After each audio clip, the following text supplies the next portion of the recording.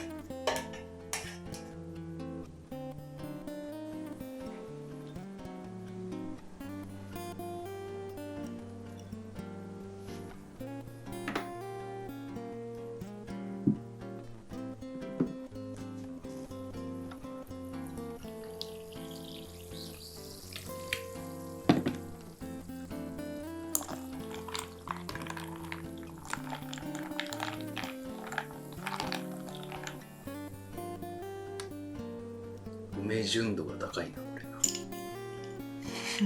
よくわからないんだけど。梅純度がね、わかるよ。なんかすごい爽やかな。言いたいことはわかる。うまい。ご飯ね、素朴で美味しいよねこれ。素朴と見せかけてさこ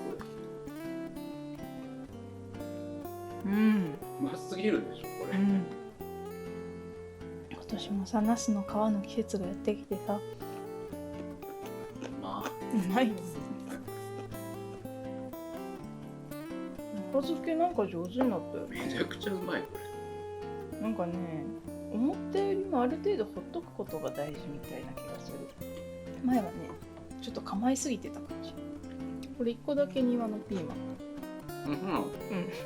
わかんないでしょ。美味しいなと思ってた。ピーマンも結構ね、今年出来が良さそうよ。こんなそう、美味しいね。ね。トロトロ。梅とすごい合ってる。